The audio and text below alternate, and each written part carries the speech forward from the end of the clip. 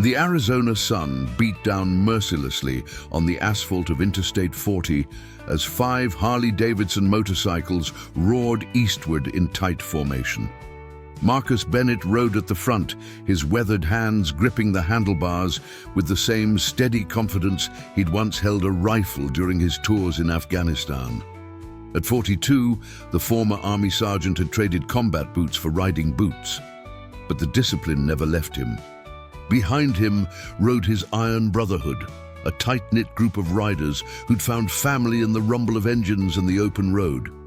The group had left Phoenix early that Saturday morning, bound for a veterans charity event in Albuquerque.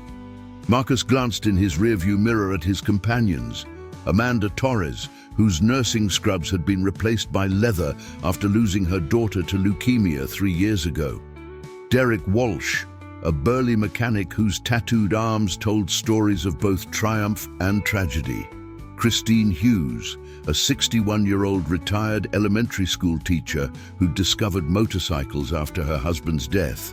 And Troy Jackson, a firefighter who rode to escape the nightmares of lives he couldn't save. As they approached the New Mexico border, Marcus raised his left hand, signaling for a stop. The group pulled into a weathered truck stop called Desert Star Gas and Diner, its neon sign flickering weakly against the late morning sky.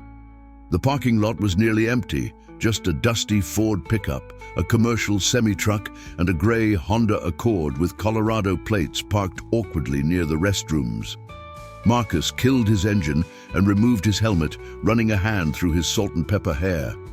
The temperature had to be pushing 95 degrees. 15-minute break, he called out. Hydrate and stretch. We've got another 2 hours to Albuquerque.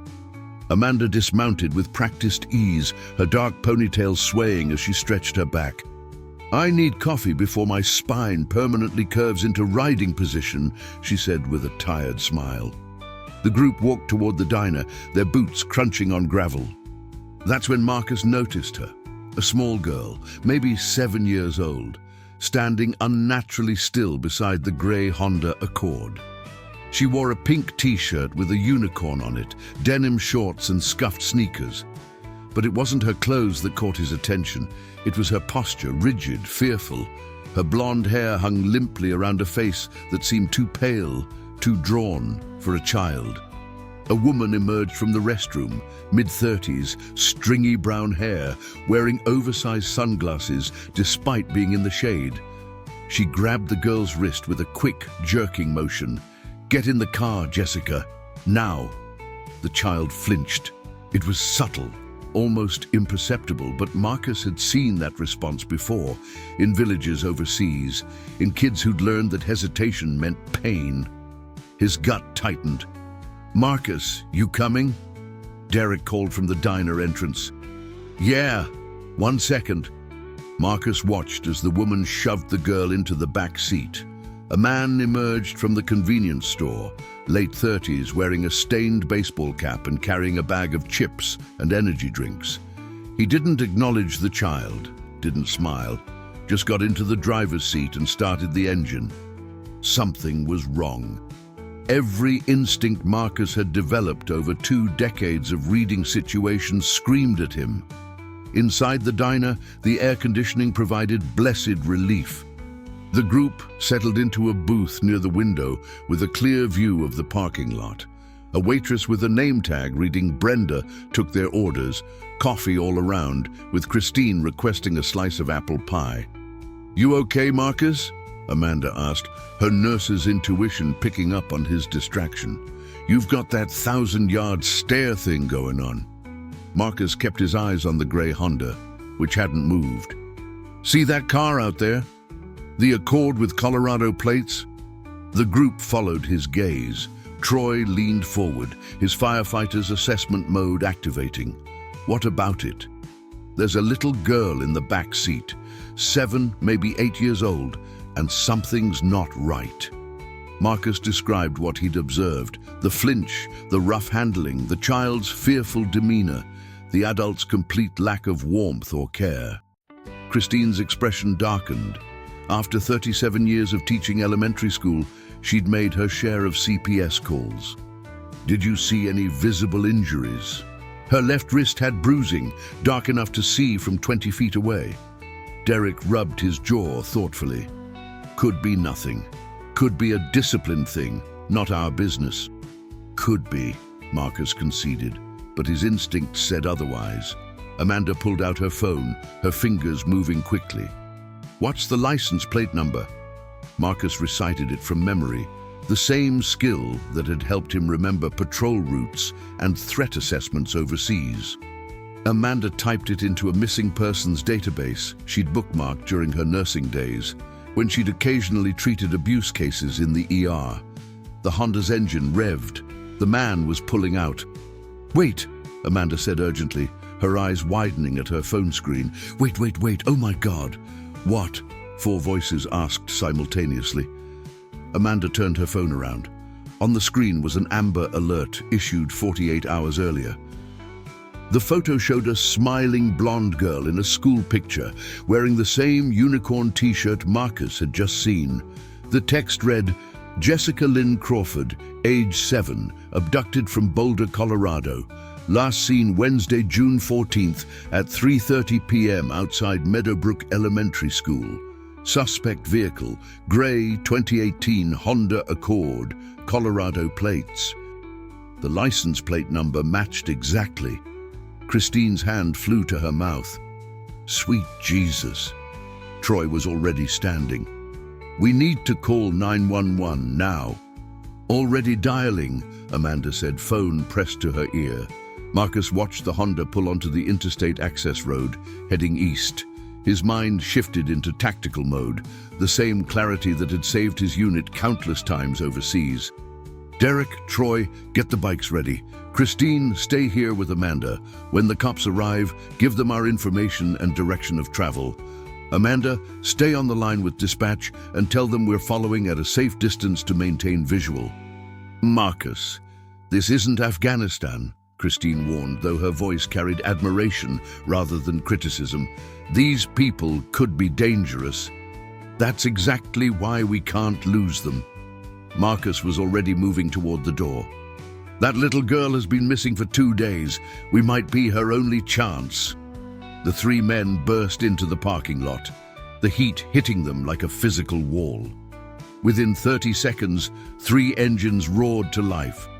Amanda appeared at the diner door, phone still pressed to her ear. "Dispatch says law enforcement is 25 minutes out. They want you to maintain distance and not engage." "Tell them we copy," Marcus shouted back, already rolling forward. "And tell them to hurry!" The grey Honda was already a quarter-mile down the interstate, merging into sparse traffic. Marcus twisted the throttle, Derek and Troy flanking him like the tactical formation they'd practiced hundreds of times on group rides. The speedometer climbed, 70, 80, 90 miles per hour.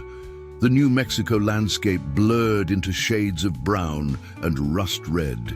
In the distance, Marcus could see the Honda maintaining exactly the speed limit. The driver had no idea he was being followed. No idea that 5 strangers on motorcycles had just become Jessica Crawford's best hope of getting home alive. Marcus thought of his own daughter, now 23 and teaching in Seattle, and what he would want someone to do if she'd been that terrified child in the back seat. The answer was simple: everything. "Iron Brotherhood to dispatch." He spoke into his helmet's Bluetooth, knowing Amanda was relaying everything. "We have visual contact, heading east on I-40, mile marker 274. Send units to intercept." The hunt had begun. The 3 motorcycles maintained a steady distance behind the grey Honda, close enough to keep it in sight, far enough to avoid detection. Marcus's years of military training had taught him patience. But every fiber of his being wanted to pull alongside that car and tear the door off its hinges. Instead, he focused on the tactical reality: 3 bikers against 2 adults who might be armed, with a 7-year-old child caught in the middle. Through his helmet's Bluetooth, Amanda's voice crackled with updates. "Dispatch has units converging from Gallup and Grants. ETA is 18 minutes. They're emphasizing you should not engage. Just track and report." "Understood," Marcus replied, though his jaw tightened. 18 minutes was an eternity when a child's life hung in the balance. Derek pulled up alongside Marcus, his voice coming through the group's communication system. How do you want to play this if they make us? We improvise, but we don't lose that car. Marcus checked his mirrors. The interstate stretched empty behind them, heat shimmering off the asphalt in waves. Ahead, the Honda continued its steady 70-mile-per-hour pace, the driver seemingly oblivious. Troy's voice cut in. I've got a question nobody's asking. What's their end game? Where are they taking her? It was a good question. Boulder to wherever they were heading, probably Texas or further east. Human trafficking? Ransom? Parental abduction gone wrong? Marcus had seen enough darkness in the world to know that none of the possibilities were good. The Honda's brake lights flashed red. The vehicle slowed, signaling for the exit to a place called Thoreau.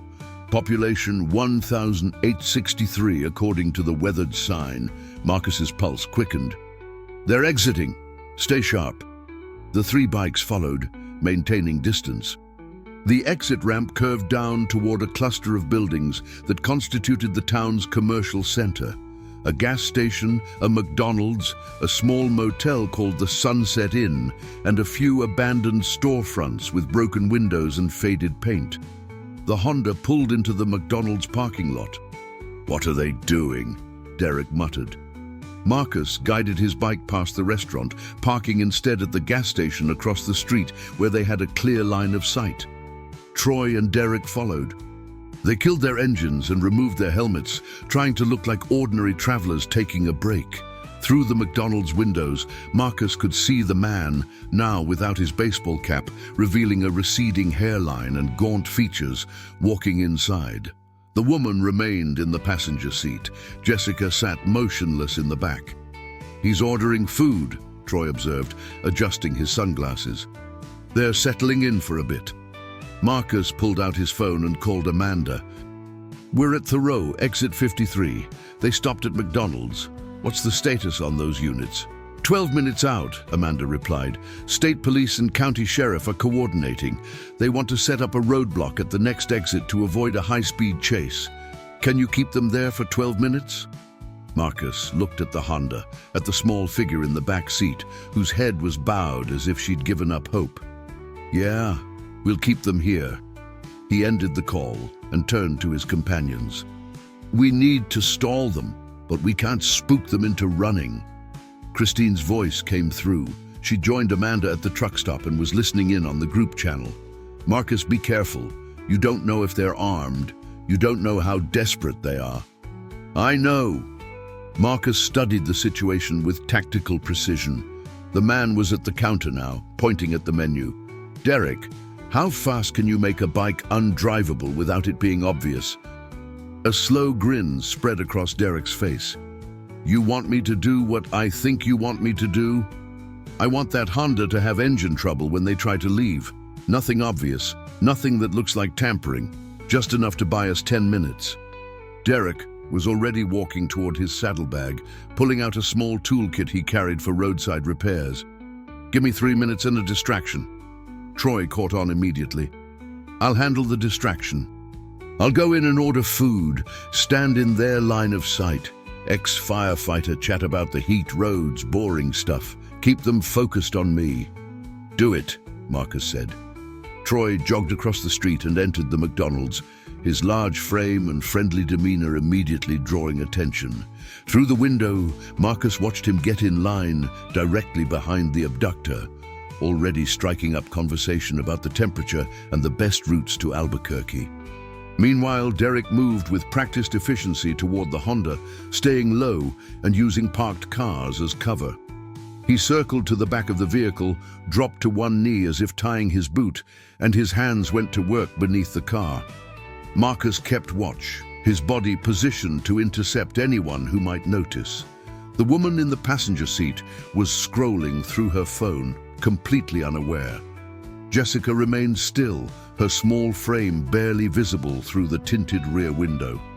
90 seconds later, Derek was back, slipping his tools into his jacket, disconnected a spark plug wire and loosened the battery terminal.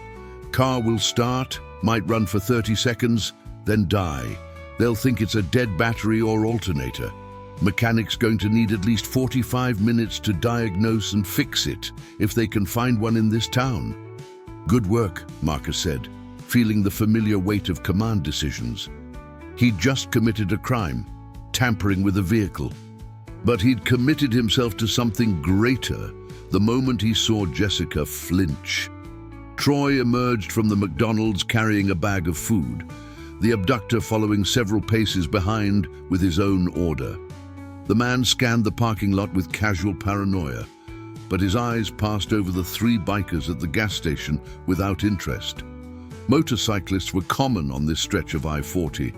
The man got into the Honda, handed the bag to the woman, and started the engine. It turned over normally. He put it in reverse. "Here we go," Derek murmured. The Honda backed out of the space, began to move forward, and suddenly sputtered.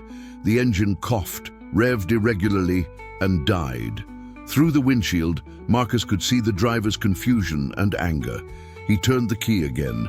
The engine started, ran for maybe 10 seconds, and died again.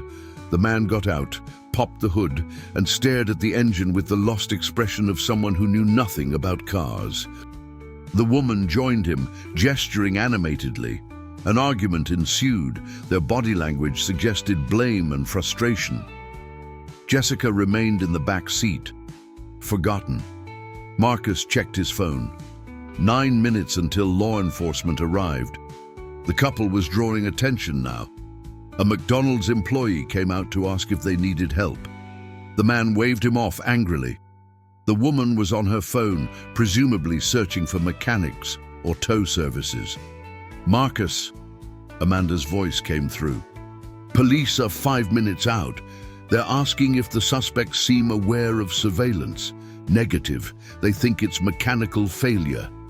Marcus watched as the man kicked the Honda's tire in frustration.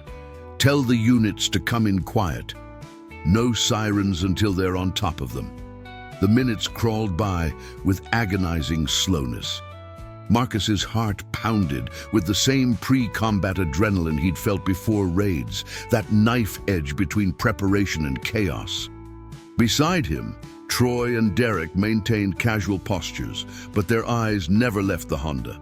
Then Marcus saw it, a flicker of movement in the back seat. Jessica's head turned slightly, and for just a moment, her gaze met his across the parking lot. Even at this distance, he could see the desperation in her young face, the silent plea. "Hold on, kid," Marcus whispered. "Just hold on a little longer." 2 New Mexico State police cruisers appeared on the interstate, exiting without sirens. A sheriff's department SUV came from the opposite direction on the surface road. They coordinated their approach with practiced precision, boxing in the McDonald's parking lot. The moment the abductors saw the police vehicles, their demeanor changed. The man's head snapped up and his hand went to the woman's arm. He said something urgent, and they both looked toward the Honda, toward Jessica. "They're going to run," Troy said, but there was nowhere to run. The police vehicles converged and officers emerged with weapons drawn. "Hands where we can see them. Step away from the vehicle." The next 30 seconds unfolded with controlled chaos. The man raised his hands, shouting something about this being a misunderstanding. The woman tried to run, but was intercepted by a deputy within 3 steps. Officers surrounded the Honda, and one opened the rear door. Jessica Crawford tumbled out, tears streaming down her face, and ran straight into the arms of a female state trooper who immediately wrapped her in protection. Marcus felt something release in his chest, tension he'd been holding since the truck stop. Derek let out a long breath. Troy bowed his head, lips moving in what might have been a prayer. An officer approached the 3 bikers. "You folks the ones who called this in and maintained surveillance?" "Yes, sir," Marcus replied. "We spotted her at a truck stop about 30 miles back, recognized her from the Amber Alert." The officer, whose nameplate read Sergeant Rodriguez, shook his head in amazement. "You probably saved that little girl's life. We've been searching for 2 days. If she'd made it to Texas..." He didn't finish the sentence. He didn't have to. "Is she okay?" Marcus asked, watching as paramedics approached Jessica, who was still clinging to the female trooper. "She will be, thanks to you." Rodriguez pulled out a notebook. "I'm going to need statements from all of you, and I need to know exactly what happened here, including why that Honda's engine mysteriously stopped working." Derek and Troy looked at Marcus, who met Rodriguez's gaze steadily. "Karma, maybe, or divine intervention. Some things just work out." Rodriguez's expression said he suspected more, but after a long moment, he simply nodded. "Sometimes they do. Stay right here. This is going to take a while." As the officer walked away, Amanda and Christine arrived in Christine's pickup truck, having raced from the truck stop. Amanda ran to Marcus, her eyes wet with tears. "Is she safe? Is Jessica safe?" "She's safe," Marcus confirmed, and suddenly found himself surrounded by his iron brotherhood, all of them watching as Jessica Crawford, still alive, still whole, still capable of being saved, was wrapped in a blanket and guided toward an ambulance. They'd done it. 5 strangers on motorcycles had followed their instincts, broken a few rules, and done what needed to be done. But the story was far from over. The Thoreau Police Department's small satellite office, really just 3 rooms attached to the town clerk's building, became command central for the next 4 hours. Marcus, Amanda, Derek, Christine, and Troy sat in a cramped waiting area with outdated magazines and a coffee maker that produced something resembling motor oil, giving statements one by one to detectives from the New Mexico State Police and FBI agents who'd driven in from Albuquerque. Through the thin walls, Marcus could hear fragments of interrogation from the next room, where the abductors were being questioned separately. The man's name was Glenn Pritchard, and the woman was Denise Voss, both with criminal records involving drug possession and theft. They weren't Jessica's parents, weren't relatives, and their story about being family friends collapsed within minutes of professional questioning. Jessica had been taken from outside her elementary school in Boulder while waiting for her mother, who'd been running 10 minutes late due to traffic. 10 minutes that had changed everything. The kidnappers' plan, as it emerged through interrogation, had been to take Jessica to a contact in Houston, someone willing to pay $15,000 for a healthy young child. The destination was deliberately vague in their statements, but the implications made Marcus's stomach turn.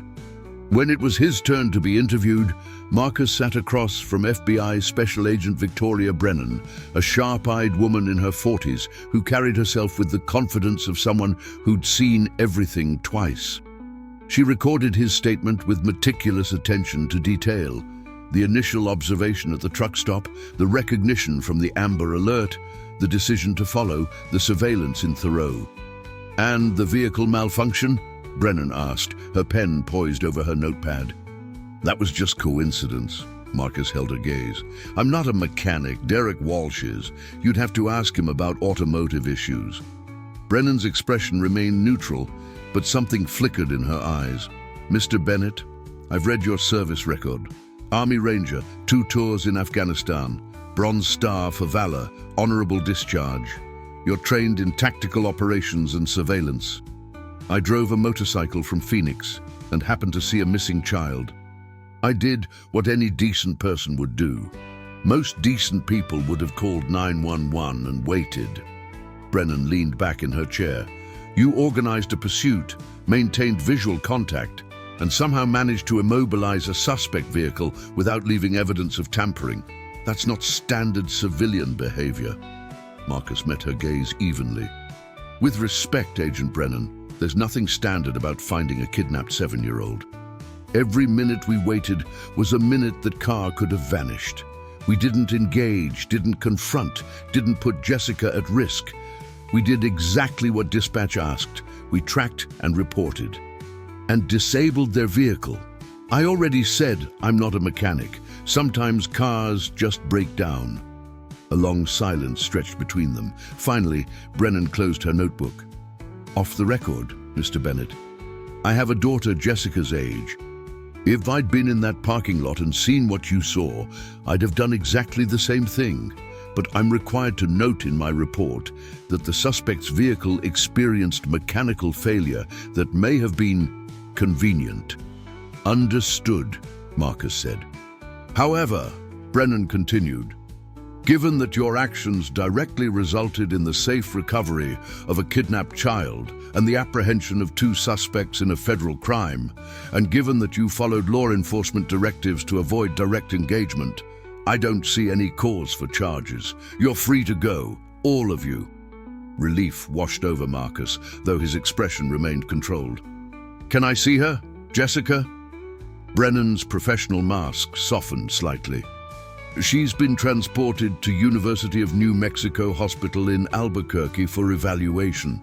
Her parents are flying in from Boulder, should arrive around 8 tonight. Jessica's been through significant trauma. Right now, she needs medical care and psychological evaluation, not a parade of visitors. I understand.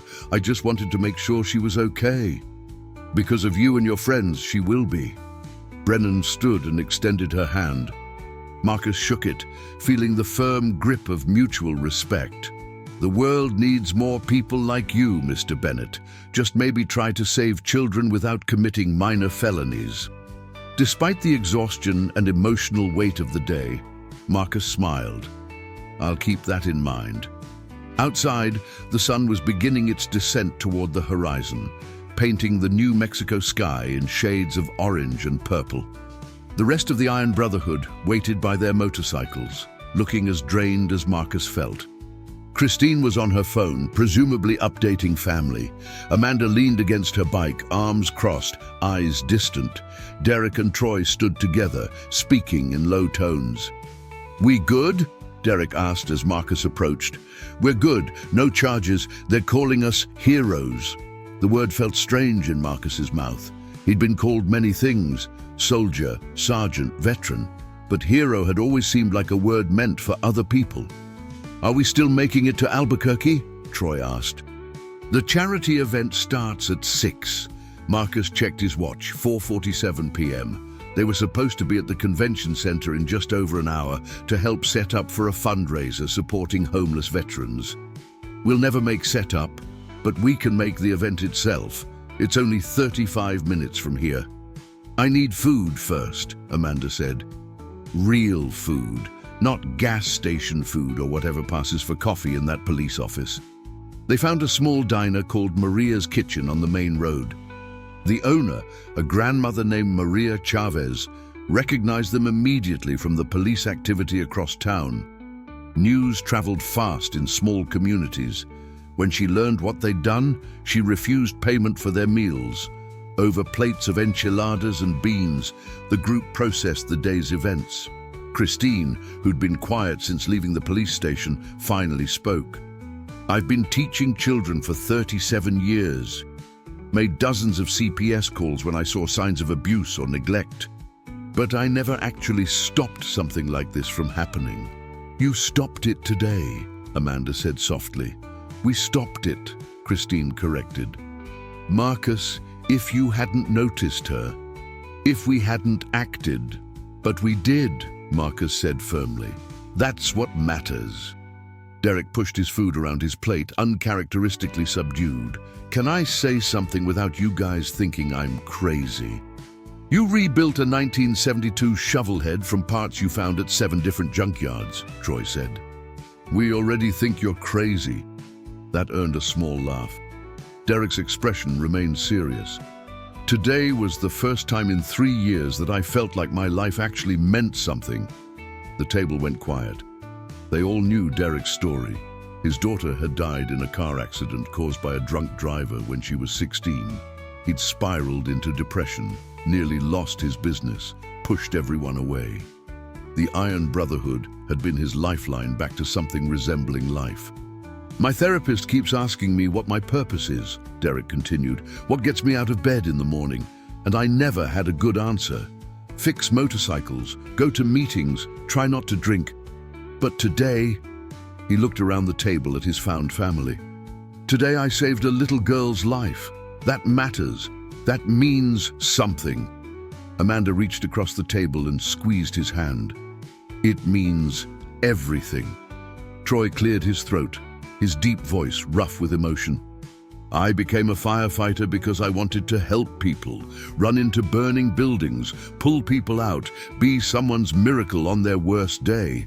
But you know what they don't tell you? Sometimes you don't make it in time. Sometimes the person is already gone and you carry that weight. He paused, struggling with words. Today we made it in time. Today we were someone's miracle. Marcus looked at each of them, these broken, beautiful people who'd found each other through shared pain and learned to ride together through it. They weren't perfect. They all carried scars, visible and invisible. But today, they'd been exactly what Jessica Crawford needed. We did good, Marcus said simply. Whatever else happens, whatever comes next, we did good today. His phone buzzed. A text from Agent Brennan. Thought you'd want to know, Jessica's parents arrived early via private flight. They specifically asked if they could thank the bikers who saved their daughter. If you're still in Albuquerque area, they're at UNM Hospital, room 412. No pressure, just extending the invitation. Marcus showed the message to the group. What do you think? I think we skip the charity event, Christine said immediately. We can fundraise for homeless veterans anytime. This little girl and her parents need to see that there are still good people in the world. The consensus was unanimous. 40 minutes later, 5 motorcycles pulled into the parking structure at University of New Mexico Hospital. They were still in their riding leathers, still smelling of road dust and desert heat, still processing the surreal nature of the day. But they walked together through the hospital's sterile corridors with purpose. Room 412 was in the pediatric wing, its walls decorated with cheerful murals of animals and rainbows. Marcus knocked softly, and a man's voice called, "Come in." Jessica sat propped up in the hospital bed, wearing a clean gown and looking impossibly small against the white sheets. Her blonde hair had been washed and brushed.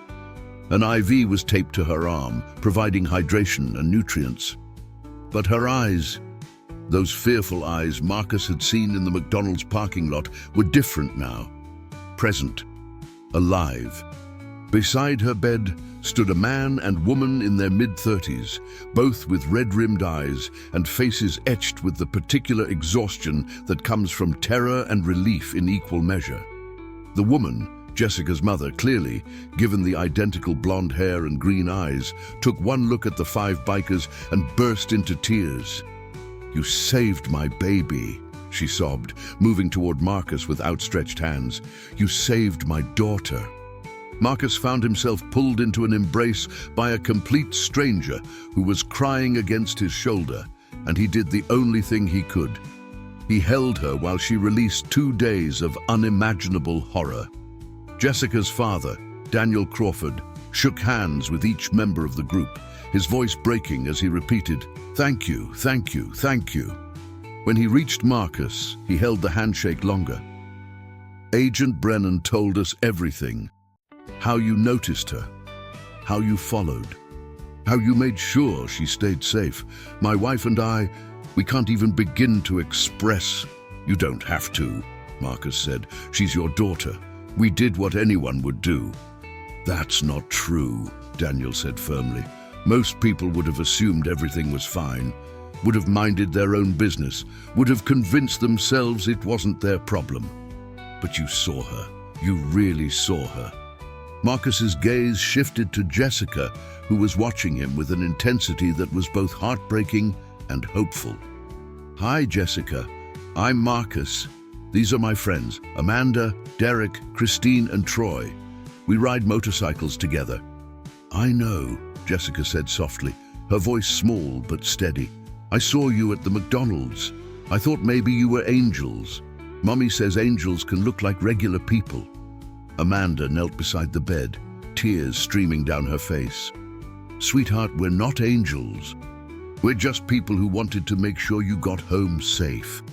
"Did you really follow me the whole way?" Jessica asked. "We did," Marcus confirmed.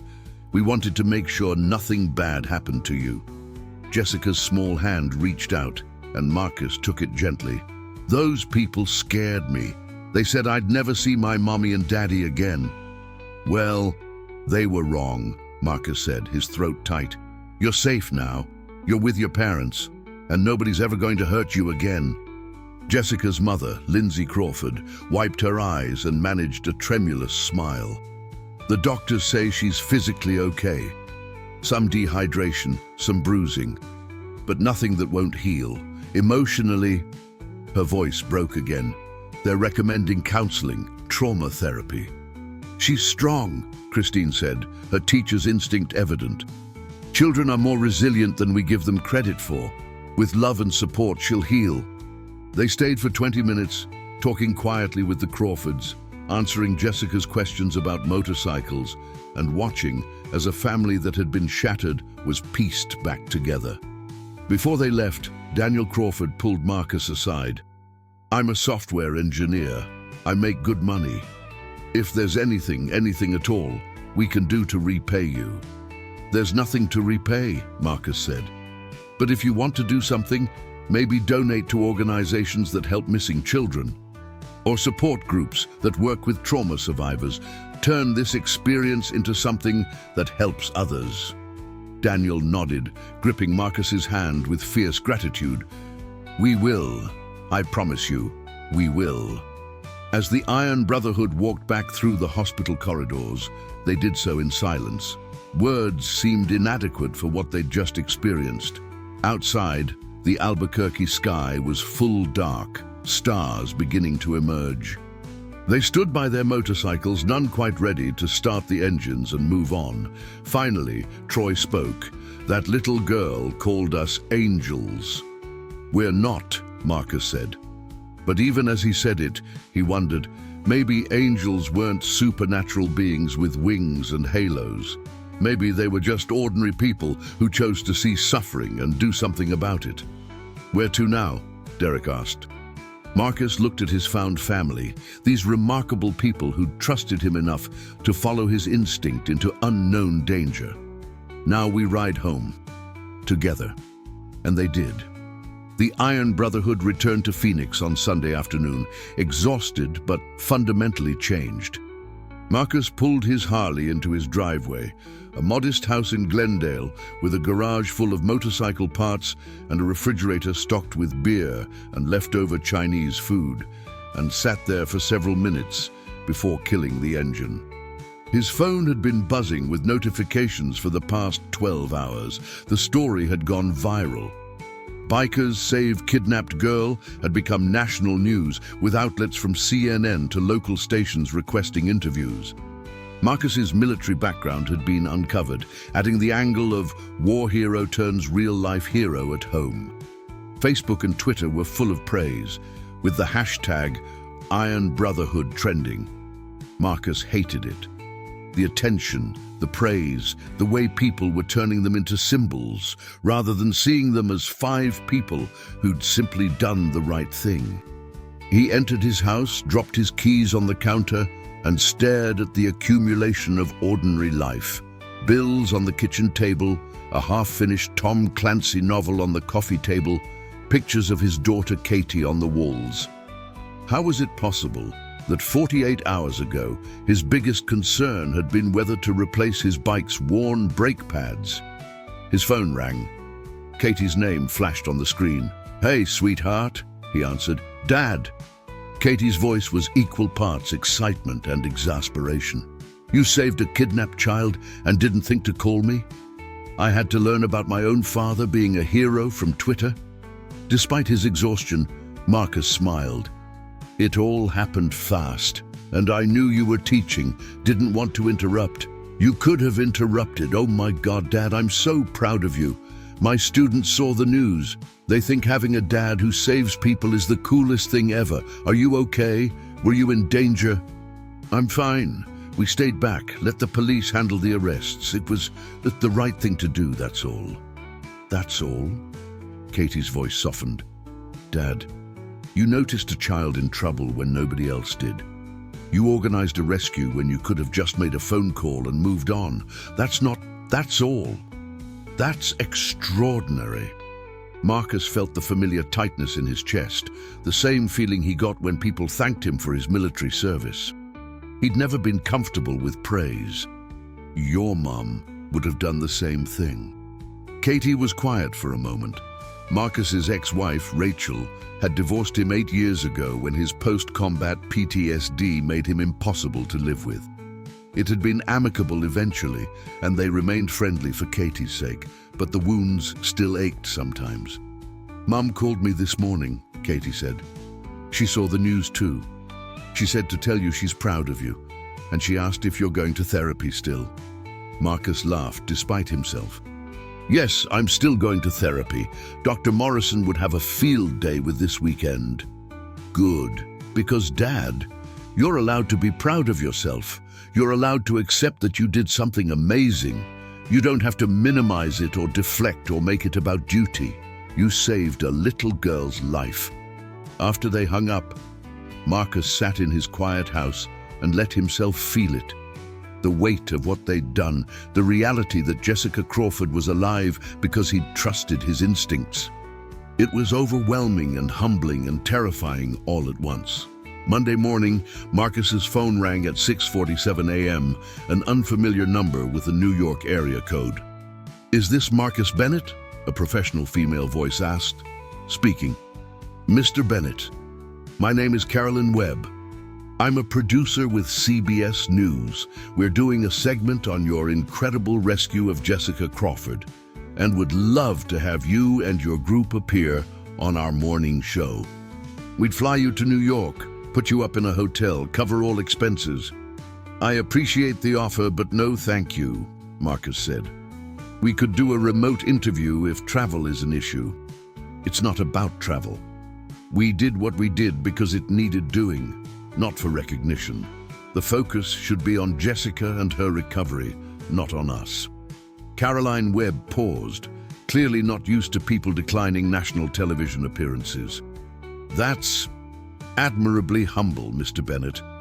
But don't you think your story could inspire others, encourage people to get involved when they see something wrong? Marcus considered this. If you want to encourage people to act, tell them to trust their instincts. Tell them that one person noticing something wrong can make all the difference. But don't make us celebrities. We're not. He declined 17 more interview requests that week. So did Amanda, Derek, Christine, and Troy. The media eventually moved on to other stories, but something had shifted in Phoenix's veteran and motorcycle communities. The Iron Brotherhood, once just another small riding group, had become symbolic of something larger. On Thursday evening, Marcus attended his weekly therapy session with Dr. Morrison, a soft-spoken psychologist who specialized in veterans' issues. They'd been working together for 6 years, navigating PTSD, survivor's guilt, and Marcus's difficulty adjusting to civilian life. So, Dr. Morrison said, settling into his chair with a slight smile, I imagine we have quite a bit to discuss today. Marcus had been dreading this. You saw the news. The entire country saw the news, Marcus. How are you processing it? I'm not sure. It feels surreal, like it happened to someone else. Dr. Morrison made a note. Tell me about the moment you decided to act. When you saw Jessica at that truck stop, what went through your mind? Marcus thought back to that instant, the flinch, the fear in a child's eyes, the immediate certainty that something was wrong. It was the same feeling I had on patrol in Afghanistan. When you sense danger before you can articulate why, training and instinct combining, and you trusted that feeling. I had to. My gut told me that child was in danger, and I couldn't just drive away. Even knowing you might be wrong, that you could be misreading the situation. The risk of being wrong was worth it, if there was even a chance I was right. Dr. Morrison leaned forward. Marcus, I've been working with you for 6 years. When you first came to me, you were struggling with the belief that your military service had been meaningless, that the lives you saved over there didn't matter because you couldn't save everyone. Do you remember telling me that you felt like you'd failed? Marcus remembered. Those first years after discharge had been dark. Yeah. You just saved a 7-year-old girl from a nightmare most people can't imagine. You organized a tactical operation, maintained surveillance, and executed a successful rescue. You did what you were trained to do, but this time it was on American soil, protecting an American child. How does that feel? Marcus struggled to find words. It feels like maybe everything I went through, the deployment, the combat, the training, even the PTSD, maybe it all meant something. Because if I hadn't been through that, I might not have noticed her, might not have known what to do. Do you still feel like you failed? No, Marcus said quietly. For the first time in 8 years, I feel like I succeeded. Dr. Morrison smiled. That's significant growth, Marcus. I want you to sit with that feeling. Don't push it away or minimize it. You earned this. That Saturday, the Iron Brotherhood gathered at their usual spot, a motorcycle repair shop called Steel Horse Garage that Derek owned in central Phoenix.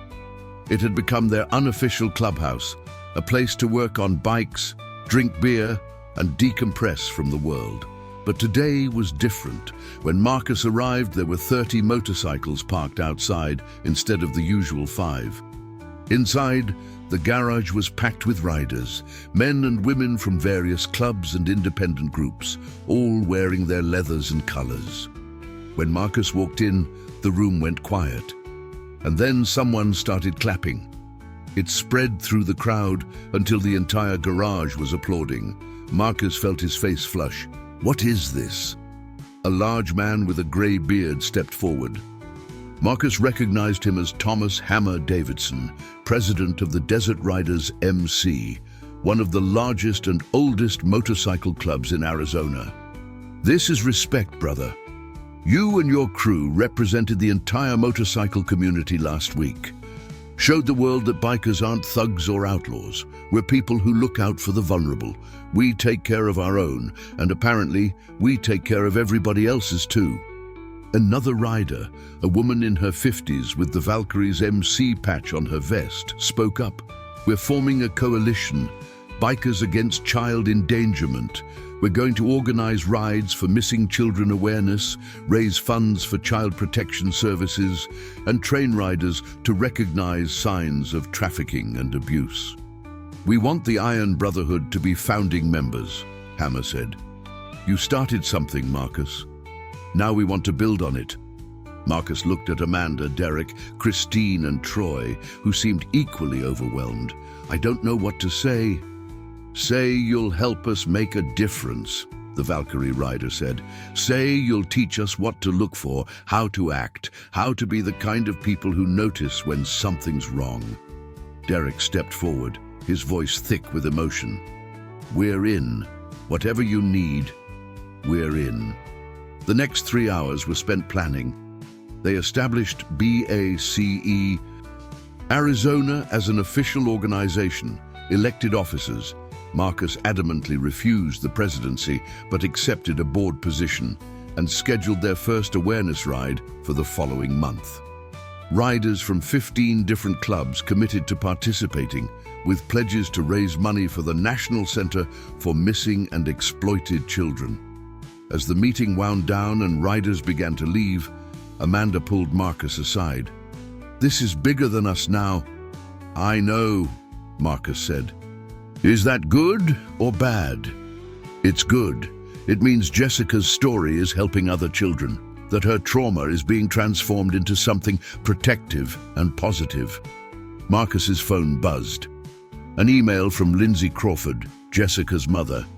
Dear Marcus and the Iron Brotherhood, Jessica's home in Boulder now. She's in therapy twice a week and having nightmares, but she's also laughing again, playing with her toys, being a 7-year-old. Today, she asked if she could write you a letter. I'm attaching it to this email. I think you should see what you mean to her. We will never be able to thank you enough. You gave us our daughter back. You gave her a future. With eternal gratitude, Lindsay, Daniel, and Jessica Crawford."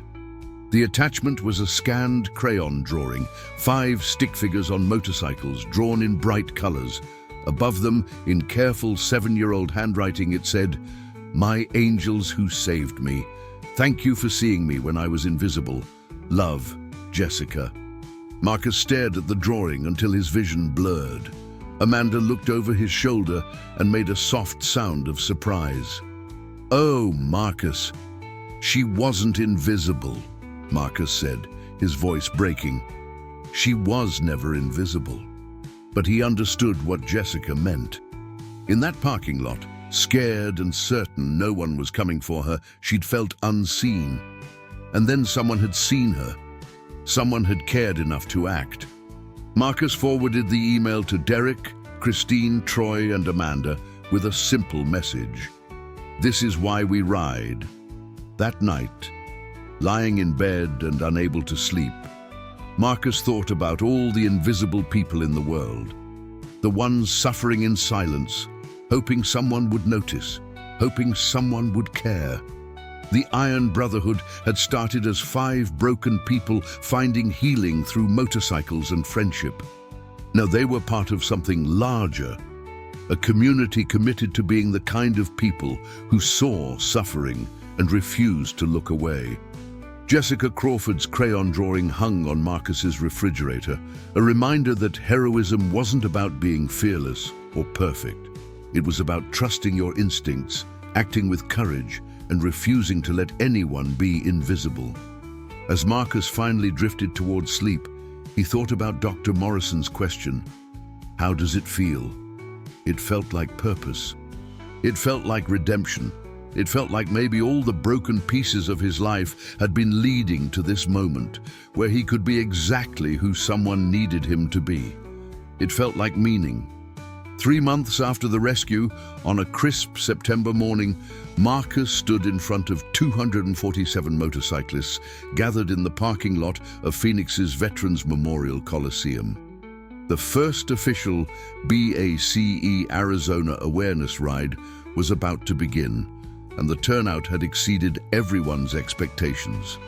Riders from across the Southwest had come.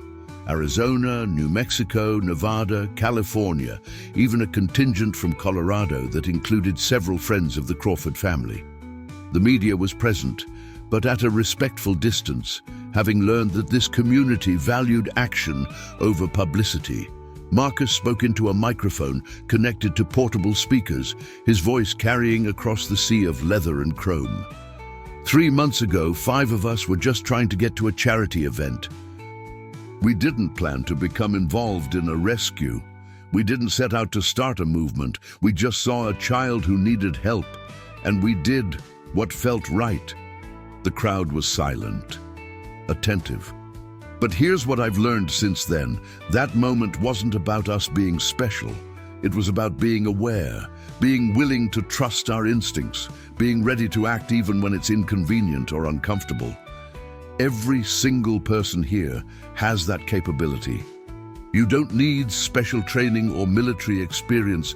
You just need to care enough to notice when something's wrong. Amanda stood beside him, taking the microphone next. Today, we ride to raise awareness and funds for missing children, but we also ride to send a message that this community stands for protection, that we're watching, that we'll act, that no child in our presence will be invisible. The first bikes started their engines, the collective rumble shaking the ground. The ride route would take them 187 miles through Phoenix, Tempe, Mesa, and Scottsdale, ending at a rally where Jessica Crawford's parents would speak and donations would be collected for child protection organizations. As the massive group rolled out onto the streets, Marcus rode alongside his Iron Brotherhood. Over the past 3 months, their bond had deepened. Derek had celebrated 90 days sober, the longest stretch since his daughter's death. Amanda had started volunteering at a children's hospital, finding purpose in caring again. Christine had come out of retirement to teach a free after-school program for at-risk kids. Troy had convinced his fire department to implement trafficking awareness training for first responders. They were healing, not because the pain had disappeared, but because they'd transformed it into purpose. The ride drew attention everywhere they went. People lined the streets, holding signs supporting missing children awareness. News helicopters followed from above. At stoplights, motorists rolled down windows to thank them, to take pictures, to ask how they could help. At the rally, more than 3,000 people gathered. Marcus stood backstage with the Iron Brotherhood as Lindsay and Daniel Crawford addressed the crowd, their voices amplified across the field. Our daughter is alive today because 5 strangers decided that her safety mattered more than convenience, Daniel said, his hand clasped tightly with his wife's. They didn't know us. They had no obligation to help, but they saw a child in danger, and they acted with courage and compassion. Lindsay continued, tears streaming down her face. Jessica still has nightmares. She's in therapy. She's afraid of strangers and parking lots and grey cars. But she's home. She's healing. She has a future, and that is entirely because of the Iron Brotherhood and the law enforcement who worked together to bring her home. The crowd erupted in cheers. Marcus felt the weight of thousands of eyes, thousands of expectations. But he also felt something else, the knowledge that Jessica's story had sparked something real and lasting. After the speeches, there was a moment Marcus would remember for the rest of his life. Lindsay and Daniel brought Jessica onto the stage. She was wearing a pink dress and holding a stuffed animal, her blonde hair pulled back with butterfly clips. She looked like any other 7-year-old girl, except for the caution in her eyes, the wariness that came from learning too young that the world could be dangerous. Jessica walked directly to Marcus and looked up at him with those green eyes that had haunted his memory. "Thank you for seeing me," she said simply. Marcus knelt down to her level, feeling his throat tighten. "You're very brave, Jessica. I'm so proud of you." "My therapist says I can be scared and brave at the same time," she said matter-of-factly, "and that the people who saved me are proof that there are more good people than bad people in the world." "Your therapist is right," Marcus said. Jessica held out her stuffed animal, a small teddy bear wearing a motorcycle jacket. "I made this for you. His name is Marcus Bear. He keeps me safe when I have nightmares." Marcus accepted the gift with trembling hands, completely undone by the simple gesture. "I'll treasure him. Thank you." Jessica hugged him then, this tiny child who'd survived something no child should ever experience, and Marcus held her carefully, feeling the full weight of why they'd done what they'd done. It wasn't abstract, it wasn't symbolic. It was this real, breathing, healing little girl who deserved every chance at a full and happy life. The rally raised $187,000 for child protection organizations. But more importantly, it established BACE Arizona as a legitimate force for good, with chapters beginning to form in other states. The motorcycle community, so often maligned or misunderstood, was reclaiming its narrative as protectors and guardians. 6 months after the rescue, Marcus sat in Derek's garage with the Iron Brotherhood on a quiet Tuesday evening. They'd just returned from their weekly ride, a tradition they'd maintained since long before Jessica Crawford became part of their story. "Got something to show you guys," Derek said, walking over to a covered object in the corner. He pulled off the top to reveal a custom-built motorcycle, gleaming in black and chrome with purple accents. "I've been working on this for 3 months. It's for Jessica, for when she turns 16 and wants to learn to ride. If she wants to, obviously. No pressure." The bike was beautiful. Smaller frame, carefully designed safety features, and on the gas tank, a hand-painted image of 5 motorcycles riding toward a sunrise. "Derek," Amanda breathed. "That's incredible. I talked to her parents, they approved it. Figured if we saved her life, we might as well teach her to live it fully, right? Derek's voice was rough with emotion. My daughter never got the chance to grow up, but Jessica does, and I want to be part of that. Christine wiped her eyes. You're a good man, Derek Walsh. We're all good people, Troy said. We just needed to remember that. Marcus looked at his found family, these remarkable individuals who'd come together through pain and discovered purpose through action. They'd started as broken pieces, but somehow they'd formed something whole. His phone buzzed. A text from Katie. Dad, I'm bringing someone to dinner on Sunday. His name is Aaron. He's a teacher. I think you'll like him. Also, he thinks having a hero dad is intimidating, so please be normal. Marcus smiled and texted back, I'm always normal, and I look forward to meeting him. Another text came through, this one from Agent Brennan. Thought you'd want to know. Glenn Pritchard and Denise Voss were sentenced today. Federal trafficking charges, 25 years each, no parole. Justice served. Marcus showed the message to the group. They nodded silently, each processing in their own way. Justice couldn't undo what Jessica had experienced, but it ensured those two would never harm another child. You know what I've been thinking about?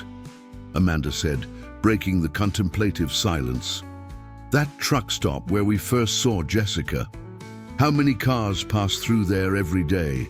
Hundreds, thousands. And out of all those people, we were the ones there at that exact moment. Fate, Christine suggested. Or just dumb luck, Troy countered. Does it matter? Marcus asked. We were there. We acted. That's what counts. Derek raised his beer bottle. To being in the right place at the right time. To trusting our instincts, Amanda added. To doing what's right even when it's hard, Christine said. To Jessica, Troy finished. And every kid who needs someone to notice them. To Jessica, they echoed in unison, bottles clinking together. As the evening wore on and conversation drifted to lighter topics, upcoming rides, motorcycle maintenance, Christine's attempts at online dating, Marcus felt a profound sense of contentment. His life hadn't been easy. The war had scarred him. His marriage had failed, and he'd spent years wondering if his existence mattered. But on a hot Saturday in June, he'd noticed a frightened child in a parking lot. And that single moment of awareness had rippled outward, creating waves of change he never could have imagined. Jessica was safe. BACE had become a national organization. His Iron Brotherhood had found healing through purpose. And Marcus himself had discovered that heroism wasn't about being fearless. It was about caring enough to act despite fear. Dr. Morrison had asked him months ago how it felt to succeed. Now Marcus had a better answer. It felt like being fully alive. Like every painful experience had been preparing him for the moment when he could make a difference. Like his life, with all its scars and struggles, had meaning and purpose. The next morning, Marcus hung a photograph on his garage wall next to the crayon drawing Jessica had sent him. The photo showed the 5 members of the Iron Brotherhood standing with Jessica and her parents at the rally, all of them smiling. Beneath it, he placed a small plaque that read, "We ride for those who can't. We notice those who feel invisible. We act when action is needed." It was their mission statement now, their purpose. Marcus straddled his Harley and started the engine, feeling the familiar vibration through his body. He had nowhere specific to go, just the open road and the knowledge that wherever he rode, he'd be watching, noticing, ready. Because the world was full of people who needed someone to see them. And Marcus Bennett, along with his Iron Brotherhood and a growing community of riders across the country, had learned that sometimes the most heroic thing you can do is simply pay attention. He twisted the throttle and rolled out into the Phoenix morning, the rumble of his engine a promise that he would keep watching, keep caring, keep acting. One child had been saved. but the work was never finished. There would always be someone who needed help, someone who felt invisible, someone waiting for a stranger to care enough to act. And Marcus Bennett was ready. They all were. The Iron Brotherhood rode on,